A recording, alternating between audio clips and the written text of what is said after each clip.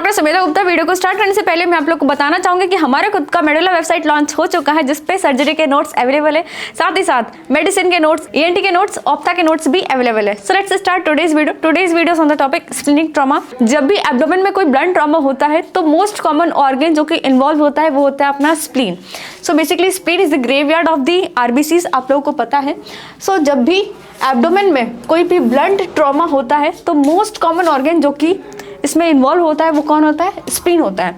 अब splenic trauma के क्या क्या कॉजेज होते हैं? So let's see. Road traffic accident, अगर किसी को रोड ट्रैफिक एक्सीडेंट हो रहा है and left side of the body involve हो रहा है, left side of the abdomen, thoracic cavity अगर इन्वॉल्व हो रहा है तो उस केस में क्या होगा?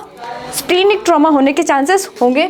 Blunt injury to the abdomen, penetrating injury associated with the fracture of lower ribs, basically 9th to 11th ribs अगर फ्रैक्चर होता है तो क्या हो सकता है? स्प्लीनिक ट्रॉमा हो सकता है। And splenic trauma is also associated with liver injury and left kidney injury. So spontaneous rupture of the spleen is seen in malaria and infectious mononucleosis. तो ये 5 रीजन है जिसकी वजह से स्प्लीनिक ट्रॉमा होता है। अब स्प्लीनिक ट्रॉमा के कुछ ग्रेड्स होते हैं। इन ग्रेड्स को डिस्कस करने से पहले मैं आप लोगों को ये डायग्राम दिखाना चाहूंगी, जिसमें जो पहला ग्रेड है ये ग्रेड वाइज स्प्लीनिक ट्रॉमा का डायग्राम है।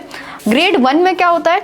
सब कैप्सुलर हिमेटोमा बनता है, ठीक है। सब कैप्सुलर हिमेटोमा जो कि लेस देन 10% सरफेस एरिया को इन्वॉल्व करता है and this is laceration and laceration less than 1 centimetre का होता है। ये ग्रेड 2 स्प्लीनिक ट्रॉमा का डायग्राम है, जिसमें सब capsular haematoma 10 to 50% surface area को इन्वॉल्व करता है एंड लेसरेशन 1 to 3 सेंटीमीटर के अराउंड होता है।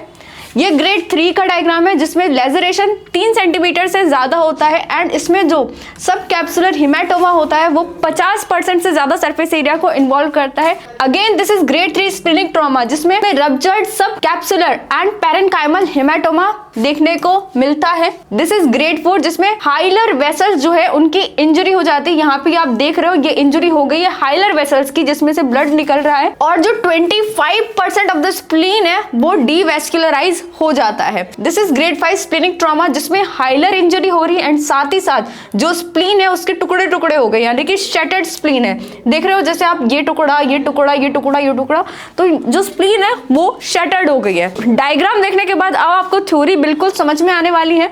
सो ग्रेड 1 में क्या है? हिमेटोमा सब कैप्सुलर जो कि 10% से कम सरफेस एरिया को इन्वॉल्व करेगी and laceration less than 1 centimetre parenchymal depth होगा उसका। ग्रेड 2 में haematoma 10 to 50%, haematoma intra parenchymal less than 5 centimetre in diameter और पेरेन्काइमल लेसरेशन 3 सेंटीमीटर से कम। ग्रेड 3 में हिमेटोमा जो कि सब कैप्सुलर होगा 50% से ज्यादा और हिमेटोमा इंट्रा पेरेन्काइमल 5 सेंटीमीटर से ज्यादा एंड लेसरेशन 3 सेंटीमीटर से ज्यादा देखने को मिलेगा। ग्रेड 4 में क्या होगा? स्प्लीनिक वेस्कुलर इंजरी हो रही थी एंड साथ ही साथ bleeding confined with in splenic capsule, और जो ब्लीडिंग है वो स्प्लीनिक कैप्सूल के अंदर होगा। Parenchymal laceration involving segmental and hilar vessel, जिसमें सेगमेंटल एंड हाइलर वेसल जो होंगे वो इन्वॉल्व होंगे एंड 25% ऑफ द स्प्लीन जो होगा वो डीवेस्कुलराइज हो जाएगा।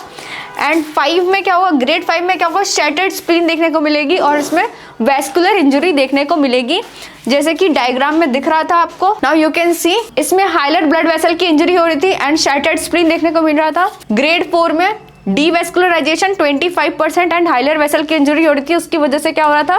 डीवेस्कुलराइजेशन हो रहा था 25% स्प्लीन का। ग्रेड 3 में रप्चर्ड सब कैप्सुलर एंड पेरेन्काइमल हिमेटोमा, इसमें सब कैप्सुलर एंड पेरेन्काइमल हिमेटोमा जो है वो रप्चर हो जाता है। अगेन ग्रेड 3 में more than 3 centimetre parenchymal laceration जो है वो मोर देन 3 सेंटीमीटर होता है और 50% सरफेस एरिया इन्वॉल्व होता है किसमें? सब कैप्सुलर हिमेटोमा में। ग्रेड 2 में 1 to 3 centimetre laceration and 10 to 50% जो है surface area is involve in 10 to 15% surface area. And grade 1 में laceration less than 1 centimetre and sub capsular haematoma less than 10% surface area को इन्वॉल्व करता है। अब हम देखेंगे इसके क्लिनिकल प्रेजेंटेशन। तो सबसे पहले rapid development of the shock, ये कब देखने को मिलेगा? जब हाइलर इंजरी होगी, यानी कि हाइलर ब्लड वेसल्स इन्वॉल्व होंगे and even death can occur, और इस केस में डेथ भी हो सकता है। Second, pallor, tachycardia, restlessness, hypotension, ये सारे शॉक के सिम्टम्स आएंगे पेशेंट में। थर्ड, एब्डोमिनल पेन होगा और टेंडरनेस होगा। कहाँ पे होगा?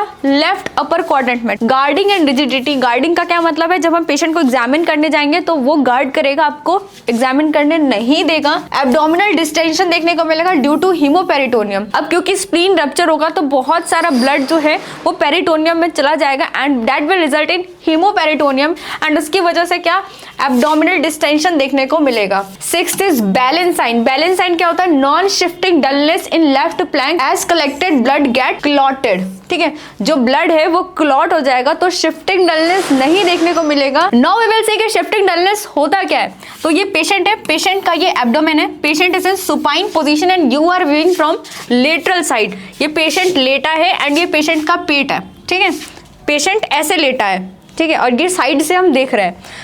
अब क्या होगा कि जब पेशेंट साइड से लेटा होगा, जो भी फ्लूइड होगा वो नीचे चला जाएगा एंड ऊपर क्या बचेगा? सिर्फ एयर। ठीक है, तो this is air fluid level और यहाँ पे ये एयर है। अब हम इस पेशेंट के एब्डोमेन को सामने से देखेंगे, ऊपर से देखेंगे तो ये पेशेंट का ये एब्डोमेन है और ये अम्बिलिकस है और यहाँ पे कहीं पे एयर फिल्ड होगा, यहाँ तक कहीं पे एयर फिल्ड होगा एंड उसके नीचे फ्लूइड होगा। और जब तुम इसको परकस करना स्टार्ट करोगे तो क्योंकि ऊपर एयर है तो वहां पे तुम्हें टिम्पेनिक नोट सुनाई देगा। यहाँ पे टिम्पेनिक, यहाँ पे टिम्पेनिक, यहाँ पे टिम्पेनिक, यहाँ पे टिम्पेनिक, यहाँ पे टिम्पेनिक, यहाँ पे टिम्पेनिक। पर जैसे ही फ्लूइड का लेवल आएगा तुम्हें वहां पे क्या? टिम्पेनिक सुनाई नहीं देगा, तुम्हें वहां पे डल नोट सुनाई देगा। अब तुम पेशेंट को बोलोगे कि तुम लेटरली लेट जाओ। जब पेशेंट लेटरली लेटेगा तो ये जो पेशेंट है लेटरली लेटा है और तुम सामने से देख रहे हो, पेशेंट इस तरह से लेटा है, लेटरली लेटा है अपने लेटरल पोजीशन पे। अब जब पेशेंट सुपाइन से लेटरल जाएगा तो फ्लूइड जो होगा वो नीचे आ जाएगा एंड यहाँ पे लेटरल साइड पे एयर फिल हो जाएगा। अब क्योंकि यहाँ पे फ्लूइड की वजह से डल नोट सुनाई दे रहा था,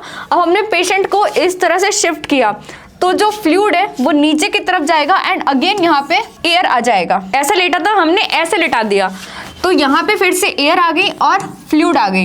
अब जब हम वहां पे परकस करेंगे तो हमें टिम्पेनिक साउंड सुनाई देगा, डल साउंड सुनाई नहीं देगा। इसका मतलब क्या है? शिफ्टिंग डलनेस, यानी कि जो डलनेस थी इस पॉइंट पे, जो डलनेस थी वो अब शिफ्ट हो गई है। जैसा कि तुम्हें इस बॉटल में दिख रहा होगा, इनिशियली पेशेंट जो है वो सुपाइन में है इसलिए हमने बॉटल को सुपाइन में रखा है। अब हम इस पोजीशन से हम परकस करना स्टार्ट करेंगे और हम यहाँ पर पहुंचे तो यहाँ पे जहाँ पर पानी है वहाँ पे डल नोट सुनाई देगा।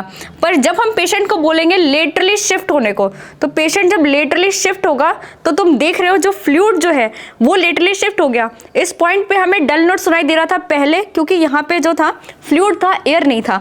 पर जब हमने इस पॉइंट पर हाथ रख के हमने पेशेंट को लेटरली शिफ्ट किया तो फ्लूइड जो है वो भी शिफ्ट हो गया। अब जब हम इस पॉइंट पे परकस करेंगे तो अगेन क्या साउंड सुनाई देगा? रेजोनेटिंग साउंड सुनाई देगा क्योंकि फ्लूइड शिफ्ट हो गया। इस वजह से क्या हुआ? डलनेस भी शिफ्ट हो गई। Non shifting dullness in left flank as collected blood get clotted. तो कलेक्टेड ब्लड जो है वो क्लॉट हो गया है। सो कलेक्टेड ब्लड जो है वो क्लॉट हो गया जिसकी वजह से शिफ्टिंग डलनेस नहीं सुनाई देगा। मान लो ये फ्लूइड है इसलिए ये मूव कर पाया, पर लेकिन अगर ये सॉलिड ऑब्जेक्ट होता तो क्या ये मूव कर पाता? नहीं कर पाता क्योंकि ये फ्लूइड है, इसलिए जब हमने इसको शिफ्ट किया तो ये शिफ्ट हुआ। पर लेकिन अगर क्लॉट होगा तो उस केस में क्लॉट जो होगा वो शिफ्ट नहीं हो पाएगा। As a result shifting dullness नहीं देखने को मिलेगा। ठीक है, अब हम बात करते हैं केयर साइन की। केयर साइन क्या कहता है? Clot collected under the left side of the diaphragm irritate it and phrenic nerve causes referred pain in left shoulder. ठीक है, तो ये क्या है? ये डायफ्राम है और ये पेरिटोनियम है।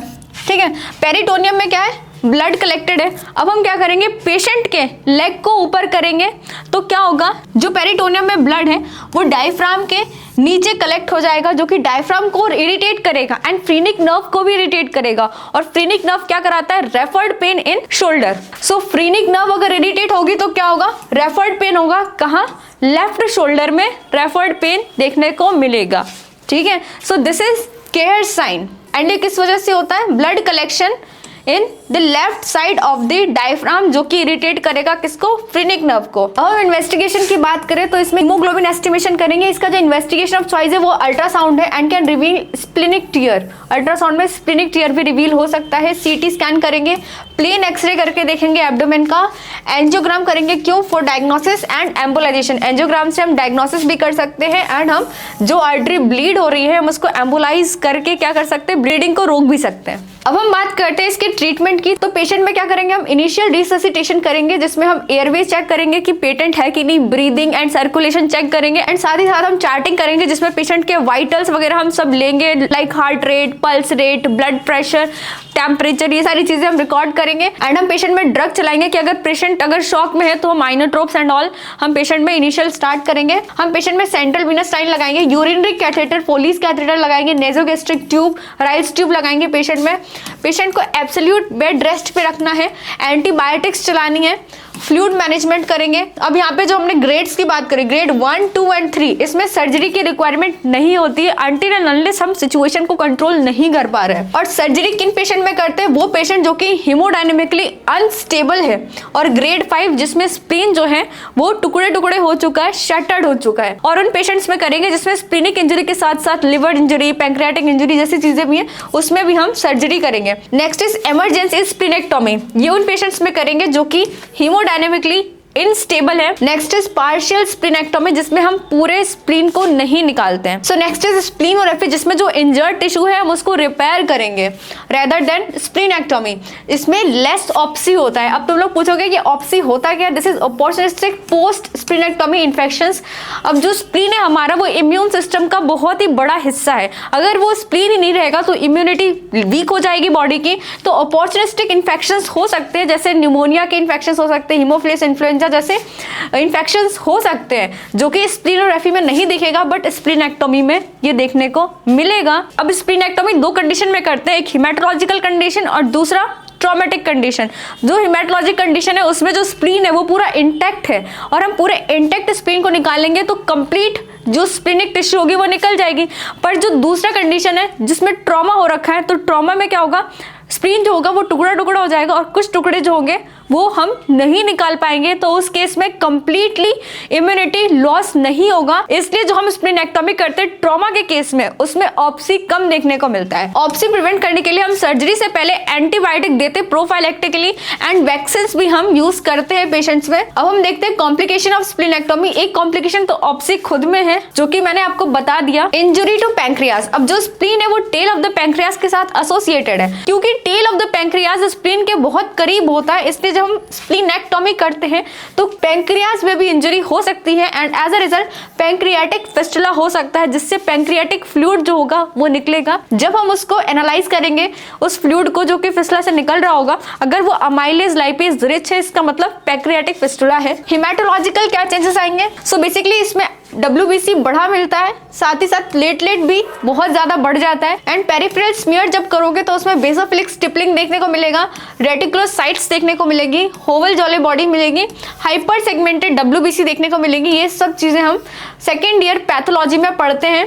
Left lower lobe atelectasis pneumonia, this is the most common complication. इसमें क्या होता है, जब स्प्लीनेक्टोमी होती है तो पेशेंट को पेन होता है, जिसकी वजह से वो लेफ्ट साइड से सांस थोड़ी कम लेता है, जिसकी वजह से लेफ्ट साइड का जो चेस्ट है, जो लंग्स है, वो कोलैप्स हो जाता है। So left lower lobe atelectasis देखने को मिलता है इस पेशेंट में। नेक्स्ट इज ऑप्सी, जिसको मैंने बहुत ही डिटेल में आप लोगों को एक्सप्लेन भी किया है। So this was all about this topic splenic trauma. I hope कि तुम्हें ये टॉपिक बहुत अच्छे से समझ में आया हो। So this was all about this video. Thank you for watching.